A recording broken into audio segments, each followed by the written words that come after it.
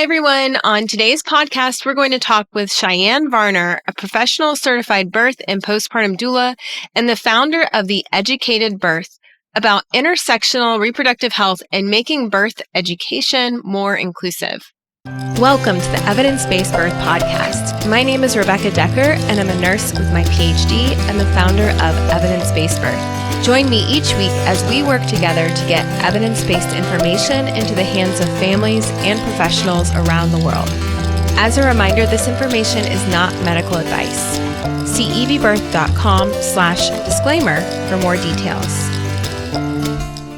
Hi, everyone. My name is Rebecca Decker, pronouns she, her, and I'll be your host for today's episode. Before we get started with today's episode, I wanted to let you know that if there are any content or trigger warnings, we will detail them in the show notes for this episode. And now I'd like to introduce our honored guest. Cheyenne Varner, pronouns she, her, is a professional certified birth and postpartum doula and founder of The Educated Birth.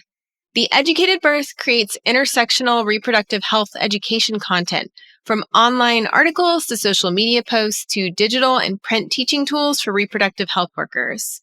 Cheyenne also publishes Everyday Birth Magazine, a print and digital magazine with the same mission to make information and education about pregnancy and postpartum more inclusive.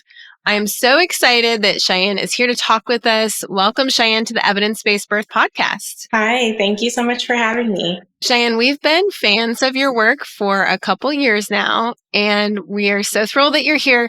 Can you give us your backstory and tell us what inspired you to go into birth work in the first place? Yeah, so I am the oldest of four, and we're all very spread out in age.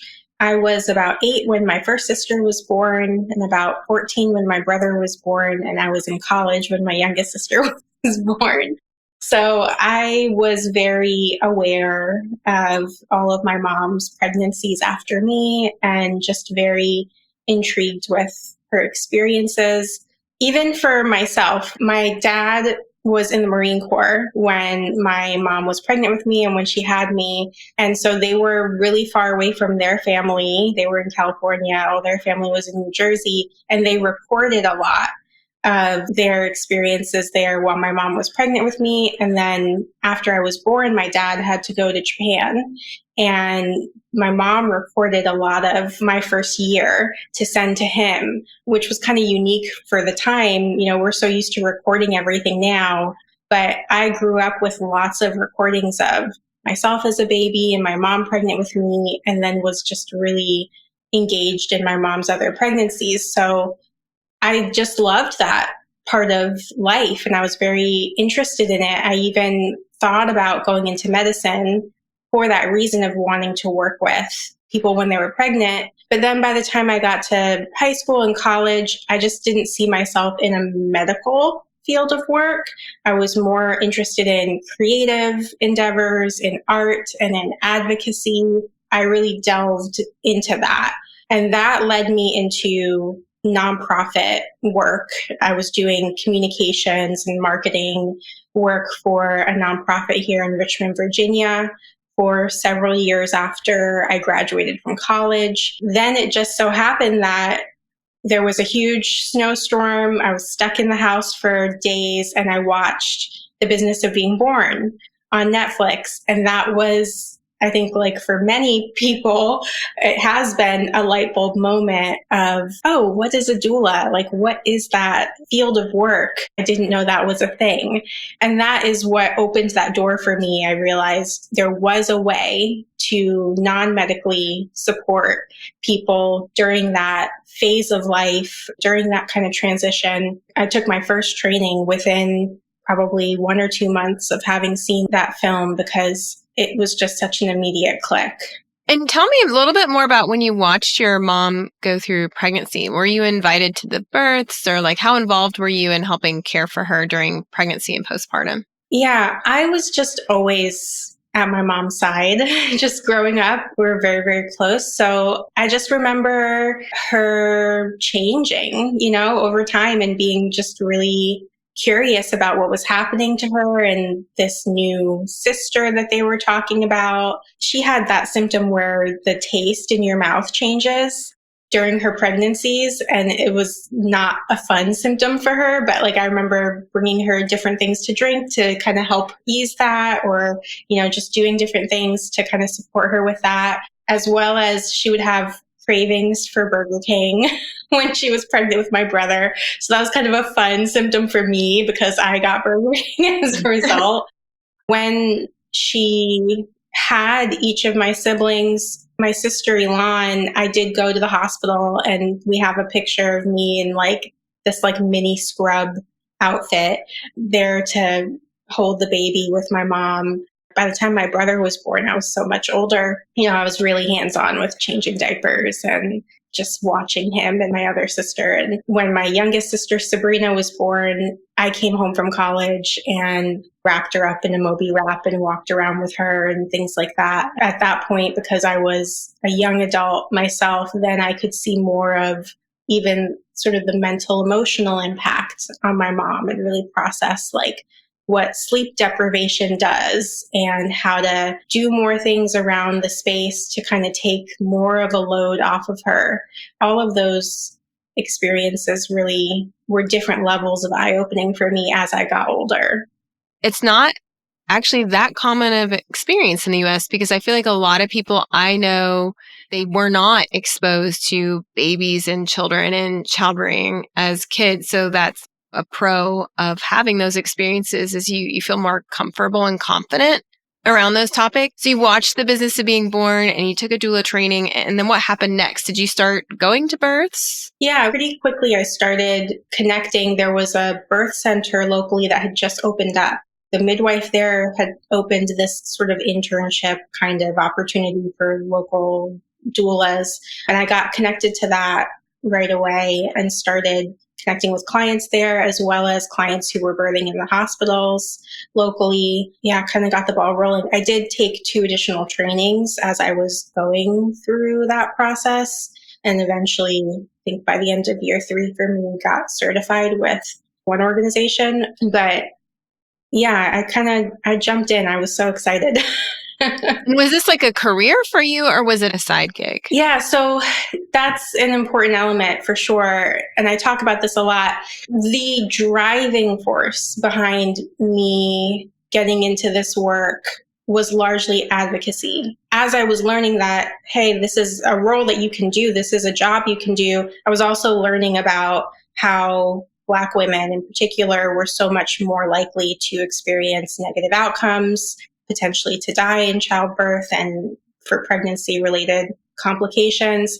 And that struck me. The nonprofit background that I was coming from, I was working with a group that our mission was to work with young Black children in a historically Black neighborhood, kind of helping to promote equity and education and things of that nature. But it was a white-founded and majority white organization within a historically Black neighborhood.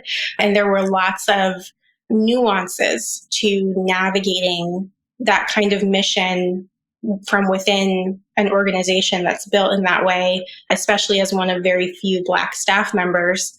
So at the time, I was already really engaged in what does it look like to do equity work? What does it look like to face systemic issues that cause all these different types of inequities? How do you combat that? And how do you support yourself as, Black woman, as a Black person, as you're doing that work?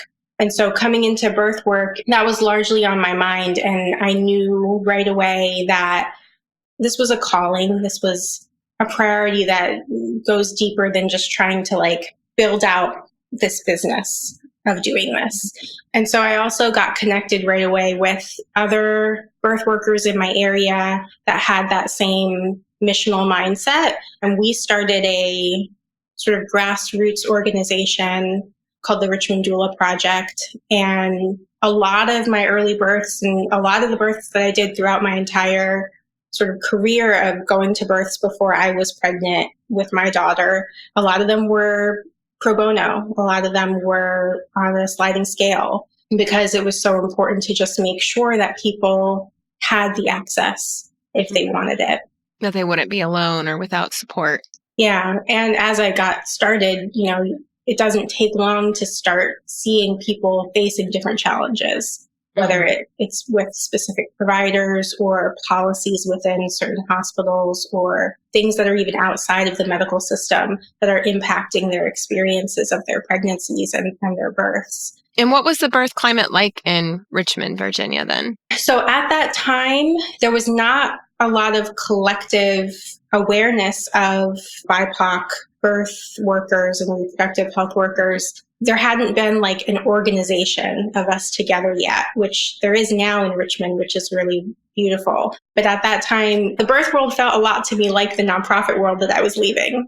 It felt again like I was one Black woman navigating a largely white space with this desire to do something really impactful for my community, but doing it sort of in more of a solo way. And also trying to navigate for myself, feeling like I'm in a space where I can fall back safely, where I can really connect with people that I'm working with. That's kind of what that landscape felt like at that time. Thankfully, I feel like even within the first 3 years or so of me becoming a doula, that was starting to change. And what happened to inspire the Educated Birth, the project that so many people follow and have come to know? So immediately, one of the first things that I started looking for when I became a doula was educational materials that I could share with my clients. As a doula, we often feel like you get your training and then you're supposed to go out there and you feel kind of thrown into the water in terms of how do I best do all of this work? What are my prenatals going to look like? How am I going to convey all this really important information to people? I'm a really visual learner, so I wanted to have visuals that I could share with people that felt really authentic to me and also like a powerful tool. So I started looking, and I just did a reel the other day about this. I was typing in like pregnancy photos and not seeing very many, if any, Black women. And then I was typing pregnancy Black and then seeing white women in like Black clothing and other types of pictures that were not really Black women who were pregnant. And then Black pregnant woman. And among the images that I'm seeing, there were a number of them that were very sort of negative connotations. People looking upset, people looking sad. It was not a reflection of a joyous, safe experience for Black women being pregnant. And that was such a blow, and I feel like there's this dichotomy that we often feel where it's like you're surprised but not surprised. Like you wish you were more surprised by the disappointment that you're getting. And that's what that felt like at that time for me. One of my first thoughts was, I'm just not finding it. I'm Googling, but it's hard to find. In the meantime, before I find the materials that are out there, I'm sort of an artist. I have a graphic design background. I'll just make some stuff. I started creating these infographics that were sort of anatomy of the pregnant body and things to know about breastfeeding and things to know about hormones and labor. And some of the people that I was working with at the birth center, some of the other doulas were like, these are really cool. You should put this like online. Other people would want to use this. And that's when I opened up Etsy, or I went on Facebook, I think, first and shared it in some group. And the response was so overwhelming. I was hearing from people all over the country were commenting and DMing me and asking, how they could use this stuff. That's when I realized, that's when it clicked. I was like, oh my gosh, this just doesn't exist. It's not that I can't find it, it's that it's not there. Once I knew that, I was like, this is something I can really do. This is the meeting of all of my sort of disciplines. It's the meeting of all of my passions and interests. And I think I can really make an impact, not only as a birth worker walking with people on their personal journeys, but also as someone who can create things like this that other birth workers and reproductive health workers can use. And so what are the teaching tools that you provide at the Educated Birth for people who might not have heard of you before and are interested in checking you out? Like, obviously your inclusion and diversity and the amazing graphics make a difference, but I know there's other parts of the Educated Birth that are different than what you used to be able to find online. So can you talk to us a little bit about what makes the Educated Birth even more unique? Yeah, so the primary thing that we've done is create these sort of infographic sheets, informational sheets that have visuals on them too. Over the years, I feel like we've really refined what these look like to make them really wide reaching and really easy to use. And so we really focus on making our information really concise. We use a lot of like numbering. Here's 5 things to know about this. We kind of keep things really easy to skim, really easy to go through, because we know that everyone doesn't have the time, energy, or capacity to dig into like thick pregnancy books. As much as we love them as educators and love to sort of recommend them, how can we get information to people in a quicker way? We focus a lot on visuals. I'm the illustrator behind all of the things that we do. So I think a lot about how we can create different images that showcase parts of pregnancy and labor and birth and postpartum that really show different people, different representations, different expressions. And we also do different kinds of creative diagrams. We do a lot of anatomy diagrams now. We did one recently on how epidurals work and what that epidural looks like in the back, where it goes, things like that, that can really help people visualize different aspects of this experience and understand how impactful it is on their bodies. We also use gender inclusive terms. That's something that once I started this work, I also became a learner of just how little representation there was in a variety of areas. A lot of people reached out to me. So that's something that we've really grown in over the years, is making sure that our language really speaks to everyone who's having these experiences. And we write at about an 8th grade reading level, give or take, because it can be hard with some of the medical terms that we navigate. But that was important to us too, because we want our materials to be really accessible. If you have clients that you work with who are teenagers, who are navigating pregnancy too, like this should be accessible for them as for anyone else. Yeah, and I definitely encourage people to go to the Educated Birth website, and we'll link to that in the show notes. And just like, even just glancing at the website, it's so incredible, Cheyenne. Like the illustrations, like you said, even the picture of what it looks like when an epidural's in the back, like that is something that I have also endlessly Googled and looked on stock photography websites. And if you do see something, it's kind of gruesome, and it's usually on a white-bodied pregnant person. Yeah. Yeah. And I'm glad you mentioned, the gruesome aspect too, because, you want to educate people, but without instilling unnecessary anxiety and adding on to that, how we talk about and how we portray pregnancy and birth just in our culture. I feel like people get a lot of it from medical shows like Grey's Anatomy and Chicago Med and stuff like that, where everything is a trauma. Right? Whenever you engage with it in that way. And then there's like pop culture where like the water breaks and it's a huge amount of water and the baby's born and they're already looking like they're 2 months old. So we don't get a lot of realistic imagery, and we do get a lot of really fear-based imagery. So I think a big part of what we do also is to try to combat that and give people images that really, on a more neutral level, just inform. We know that our materials, we make our materials really reproductive health worker facing, because we want these to be taken in by people who have someone who's walking them through it. We want to have that birth worker who's there to say, what are your questions? Let's talk more about this. Let's navigate all your comments and feelings through it. So they're welcoming and inclusive to pregnant families, but then they're also super useful for the birth workers who are out there on the ground educating people and need good resources. Yeah. Yeah. And I really encourage people to check out also on your Instagram page. You can just at a glance see like what some of the images look like, but you feature illustrations, infographics with people of all different races, skin tones, sexual orientations, body shapes and sizes, and people with disabilities. And also, we noticed that you've included a category called excluding pregnancy. This might surprise some of our listeners. Can you talk about why you've included this in your body of work?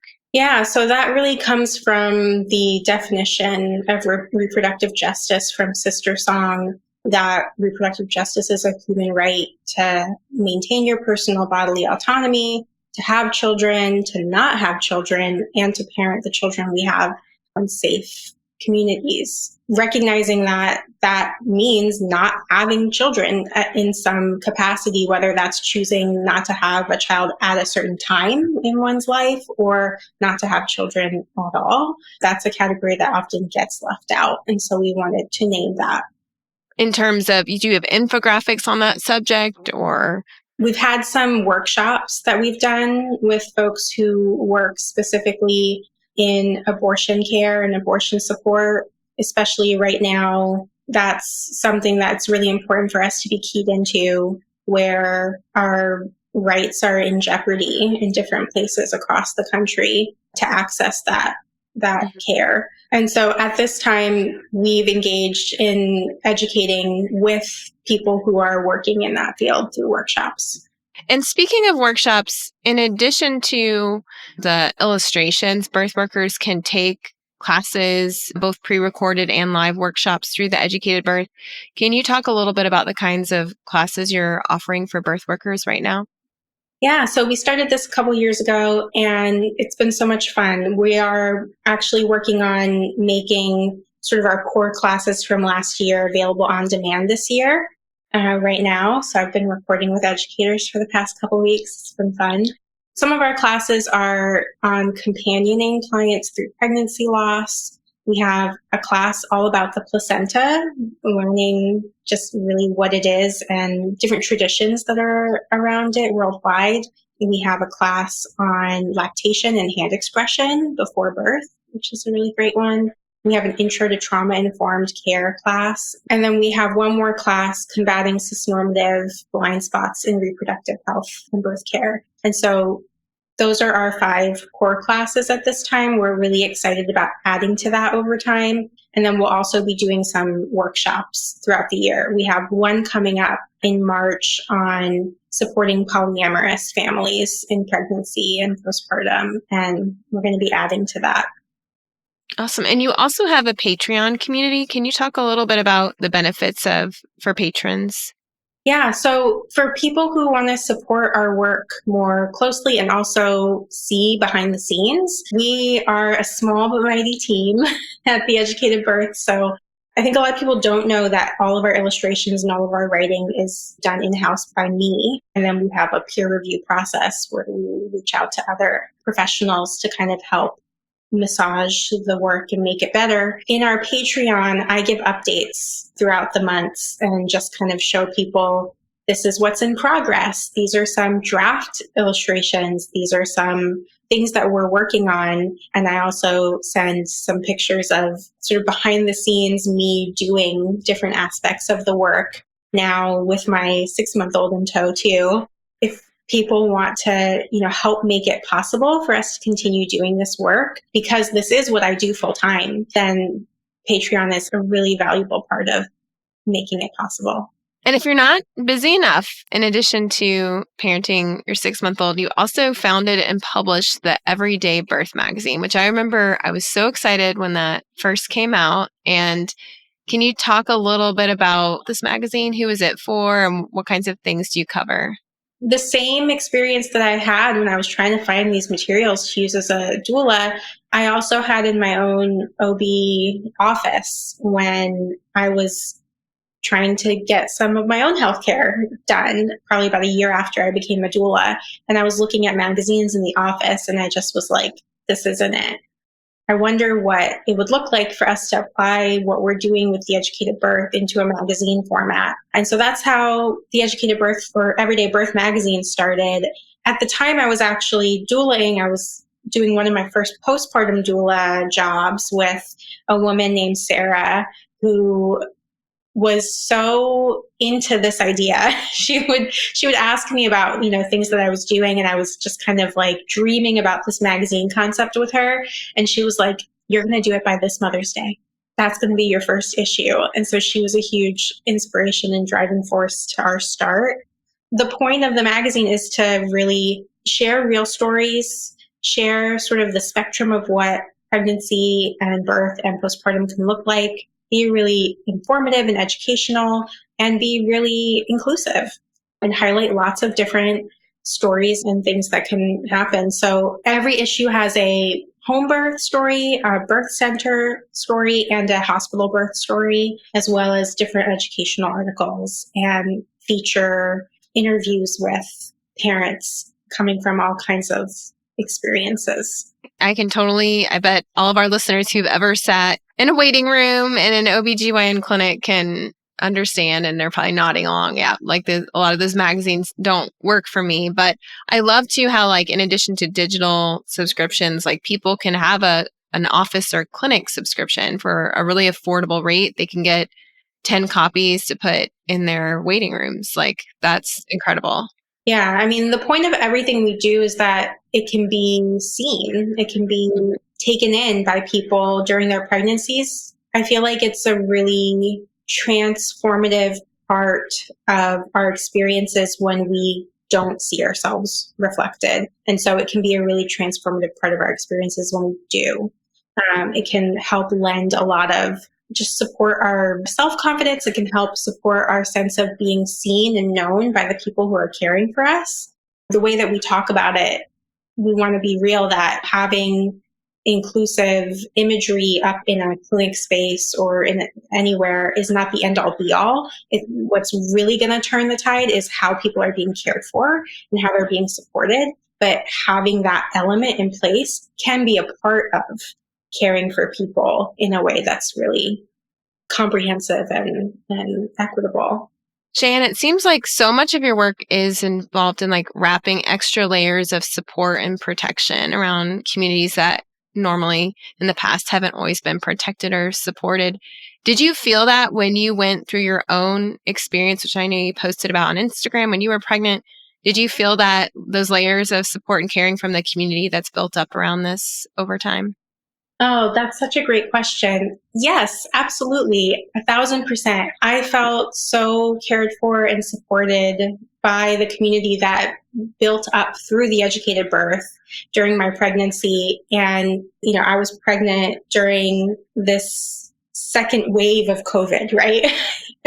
Not in 2020, but throughout, 2021. And so it's such an interesting question because I felt so lacking of community throughout my pregnancy because my family was far away and everyone is still, and we have to be cautious about COVID and protecting. More isolation. There's so much more isolation. And so I felt very alone in a physical way during my pregnancy. But because I knew people from these online communities, I felt like I had lots of places to sort of turn to process things that I was feeling emotionally, to ask questions. The care that I had from my midwives was incredible. And when I ultimately needed to do a hospital transfer for my entire labor and birth, there were people that I knew, people in the hospital who knew me, who came and checked on me.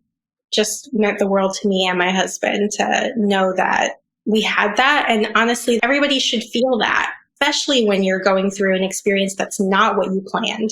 I think that's when sometimes you need that the most, to know that you're okay and you don't have to do it on your own strength. I think that's a lot of the struggle in general, but especially when you're coming from a community that is underrepresented and faces enhanced challenges. You feel like you have to do everything on your own strength and above and beyond to cover yourself and cover your child now. So I hope that the work that we do helps take some of that extra weight off of people. I feel like I'm getting emotional just like talking about it, because you should be safe to be vulnerable, to be cared for, to be like relaxed and take a breath, especially at that time. And so, yeah, I think that's just so important. And that's really good to hear, because it's hard sometimes to watch advocates pour so much of themselves into something and then burn out or themselves face health challenges that they're not supported in. So I'm super thankful that it all went well for you in that unexpected transition to the hospital. In addition to all the work we've talked about, one more project I want to ask you about. It's called Life's Work. And can you tell us a little bit about what this is? Yeah, I love this project. This is a documentary series. And the first sort of leg of this series happened in Minneapolis, Minnesota, with Roots Community Birth Center. Midwife there, Rebecca, she is a Black midwife. And so I went there intentionally to kind of document what it looks like to receive care from a Black midwife in a Black-owned birth center. And so I was there for 4 or 5 days, documented one birth and different prenatal appointments and postpartum visits during that time. We so rarely see these real, authentic examples of care.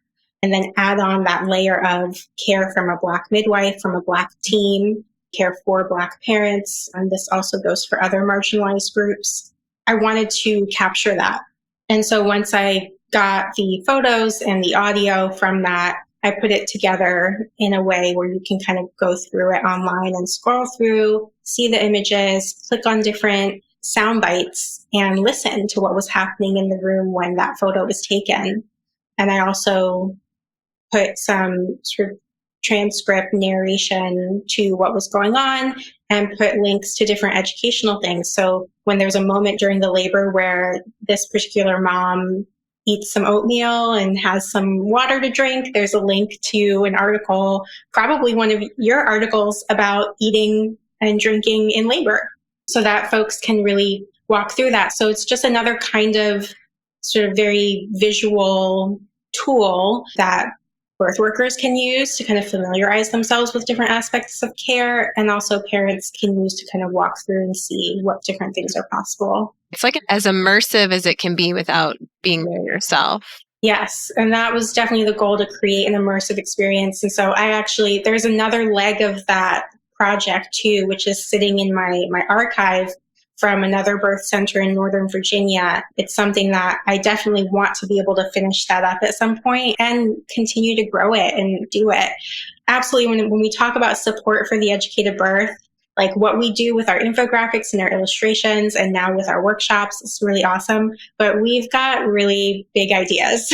We're trying to do a lot. And so, all of that support will help make all of those different branches possible. And is the Life's Work documentary project available yet? Yes. Okay, so where can people access that? Yeah, so that is sort of a branch of Everyday Birth magazine. So If you go to everydaybirth.com, there is a tab that will take you to the Life's Work documentary there, and you can view all of the installments that are currently available. That's incredible. Cheyenne, is there any other way our listeners can follow your work, or any other suggestions you have for where they can learn more from you? Yeah, so you can follow us on Instagram at The Educated Birth, also at Everyday Birth, to follow the magazine specifically. For folks who are reproductive health workers who are engaging with pregnant folks on a regular basis, whether you're a doula, midwife, an OB, we have a membership. So if you're interested in accessing all of our materials and getting all of our new things as soon as they come out, definitely sign up for a membership. We are, again, on Patreon. So if you want to see more behind the scenes things and kind of get sneak peeks to things as they're being prepared, you can definitely join us on Patreon. And then we have subscriptions for Everyday Birth magazine. So if you want to get that virtually or get the print issue every time it comes out, or if you have like a waiting area space that you want to have it in. We've also had some folks sign up on behalf of their local OB offices so that those spaces get the magazines in them too. Oh, so they pay for it and then put the OB's address as the shipping address? Yeah. Oh, okay. Yeah, and just let them know so that they know it's coming. You can also just get them to sign up themselves, whatever works. But yeah, so those are the 3 main ways that you can definitely engage with us and support us. We're very active on social media, so we would definitely love to connect with anyone there. Well, Cheyenne, thank you so much for coming and talking with us about all the projects you have going on and all the different resources. And I definitely encourage our listeners to go follow you and support your work. And just thank you for all you've done to make birth education more inclusive, more accessible, and more understandable. over the last few years. So we appreciate your work. Thank you. Today's podcast was brought to you by the Evidence-Based Birth Professional Membership. The free articles and podcasts we provide to the public are supported by our professional membership program at Evidence-Based Birth. Our members are professionals in the childbirth field who are committed to being change agents in their community. Professional members at EBB get access to continuing education courses with up to 23 contact hours, live monthly training sessions, an exclusive library of printer-friendly PDFs to share with your clients, and a supportive community for asking questions and sharing challenges, struggles, and success stories. We offer monthly and annual plans, as well as scholarships for students and for people of color. To learn more, visit ebbirth.com/membership.